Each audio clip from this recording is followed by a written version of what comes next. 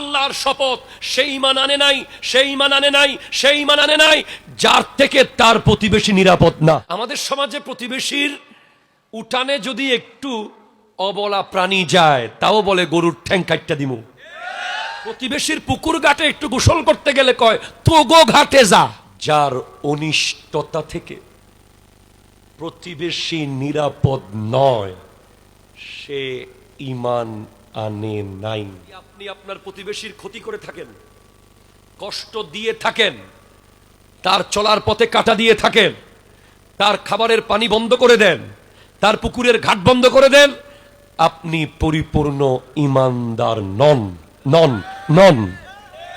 জিবরিল আলাইহিস সালাম আমার নবীকে প্রতিবেশীর ব্যাপারে এমন ভাবে তাগিদ দিয়েছেন, আমার নবী বলছেন মনে হচ্ছিল যেন প্রতিবেশী আমার সম্পদের ওয়ারিস হয়ে যাবে। এক ব্যক্তি আমার নবীর কাছে এসে বলে, ইয়া রাসূলুল্লাহ, আমাদের এলাকায় একজন নারী আছে যিনি নফল নামাজ পড়ে, নফল রোজা রাখে, দান সাদকা করে, কিন্তু তার মুখ থেকে প্রতিবেশী নিরাপদ না। ওই যে বলে না, তোর উপর লানত, আল্লাহর গজব পড়ুক।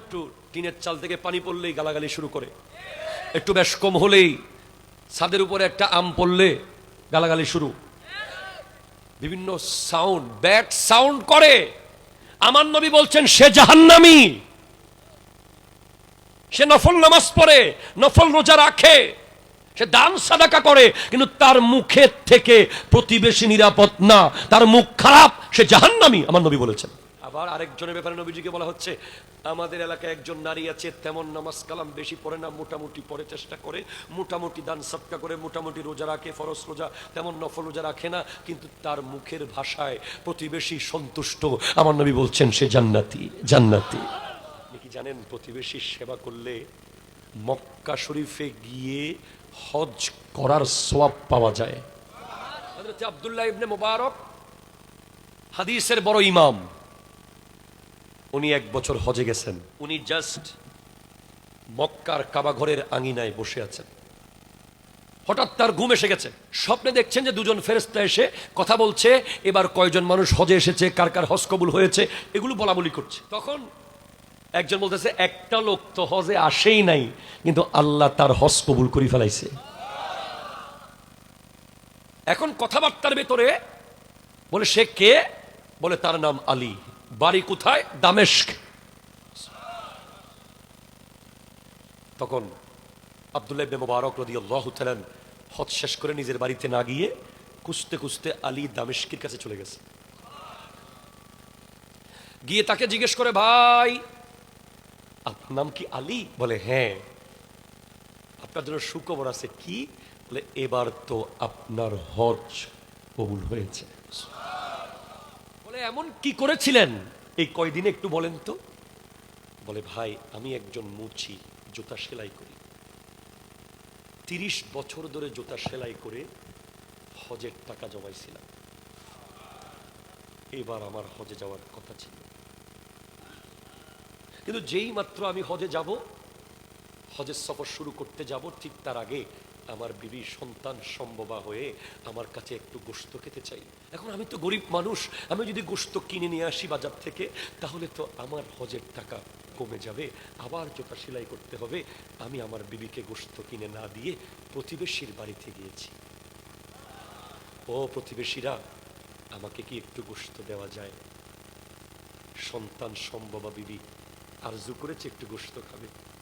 তখন এক প্রতিবেশীর ঘরে দেখা গেল চুলায় গোশত রান্না হচ্ছে। বলে আমাকে একটু গোশত দেন। ওই প্রতিবেশী বলছে, ভাই আপনাকে এই গোশত দিতে পারবো না, কারণ এই গোশত আপনার জন্য খাওয়া হারাম। বলে কেন? বলে আমাদের ঘরের যিনি অভিভাবক, উনি গত 7 দিনের বেশি কোনো ইনকাম করতে পারে না। বাচ্চারা কান্না করছে। পরে তাকে বললাম যে মরা পশু হলেও একটা নিয়ে আসো রাস্তার পাশ থেকে। তখন আমার স্বামী রাস্তার পাশ থেকে মরা পশু এনে দিয়েছে, আমরা কেটে সেগুলো রান্না করছি, আপনি মরা পশুর গোশত কিভাবে খাবেন? তখন আলী দামেস্কি বলছে, আল্লাহ আমার প্রতিবেশী মরা পশুর গোশত খাবে আর আমি হজে যাব? তখন তিনি নিজের হজের টাকা থেকে প্রতিবেশীর জন্য বাজার করে নিয়ে আসছেন।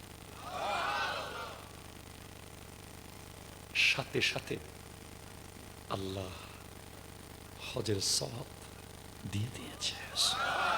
শুধু দেয় না, জানিয়ে দিয়েছে আব্দুল্লাহ ইবনে মুবারকের স্বপ্নে এসে, গিয়ে বলে দাও তার হজের হজ কবুল হয়ে গেছে। আর আমাদের সমাজে আমরা প্রতিবেশীর সাথে কি এক খারাপ আচরণ। আমার নবী বলছেন 3 জন ব্যক্তি অত্যন্ত সৌভাগ্যবান। 1, যার ঘর বড়। 2, যার প্রতিবেশী ভালো। 3, যার চলাফেরা করার গাড়িটা বড়। বাহন। কেন? ঘর যদি বড় হয় প্রতিবেশীরা আসে বসতে পারে, সুখে দুঃখে এসে একটু বসতে পারে। আপনি দেখবেন যে শহরে অনেক, আপনাদের শহরে, ঢাকা শহরে অনেক প্রতিবেশী থাকে না? আপনি যখন ঢাকায় চিকিৎসা করতে যাবেন, ফোন দিছেন, কাকু আমি তো আইছি, তো বাসায় তো কেউ নাই, একটু বিজি আছি, আসলে বাসায় তো চিনবি না তুই, অনেক চিপার ভিতরে। কি মিলে যাচ্ছে নাকি? না না, বাসায় তো কেউ নাই, ওরা তো, চাচি কোথায়, সে তো বাচ্চা নিয়ে স্কুলে গেছে। অথচ বোকারা জানে না এই প্রতিবেশীর সুপারিশেই কালকে আল্লাহ জান্নাত নিশ্চিত করবে। 40 ঘর তোমার ডানে বামে যদি তোমার বিরুদ্ধে সাক্ষী দেয়, তুমি যত বড় নামাজি হও, জান্নাতে যাওয়া অসম্ভব হয়ে যাবে। কথা কি বুঝতে পারলেন? প্রতিবেশী হিসেবে এক সওয়াব, আবার মেহমান হিসেবে আরেক সওয়াব। আপনি আপনার প্রতিবেশীকে ভালোবাসেন। এরপরে দেখবেন প্রতিবেশী এমন আছে আপনার বিশাল পয়সাওয়ালা, একটা বিশাল বড় লোহার গেট, তারপরে ভিতরে যাইয়া আবার কলাপসুয়াল গ্রিল, এরপরে সেগুন কাঠের বিশাল বড় দরজা, বাউন্ডারি ওয়াল, মনে হচ্ছে গ্রামের ভিতরে আরেকটা গ্রাম, তার ভিতরে আরেকটা গ্রাম, তার ভিতরে আরেকটা গ্রাম। নিজের, আমার বাড়ি, আমার পুকুর, আমার উঠান, আমার পেয়ারা গাছ, কথা কয় না, ঠিক কিনা? কথা কয় না? আমার আম গাছ, সব মিলিয়ে আমি শুধু। এখন প্রতিবেশী গরিব মানুষ, এত বড় মেইন গেট, তারপরে গ্রিল, তারপরে সেগুন গাছের দরজা, এতগুলো খুলে যাবে কে? কয় উপোস থাকাই ভালো। বলেন না না না, তুমি যদি পয়সাওয়ালা হও, তুমি তোমার গরিব প্রতিবেশীর বাড়িতে কালকে যাবা। কি জন্য? 1 চামচ লবণ আনতে যাবো। যতই গরিব হোক তার বাসায় লবণ তো আছে, আছে না নাই? আপনি 1 চামচ লবণ আনতে তার বাসায় যান। যদি আপনি তার বাসায় 1 চামচ লবণের জন্য যান, সে আপনার বাসায় 1 কেজি পেঁয়াজের জন্য আসার রোডটা তৈরি হবে। আমার নবী বলেছেন, সে ব্যক্তি জাহান্নামী যে পেট ভরে খেয়ে ঘুমায়, প্রতিবেশী উপোস থাকে।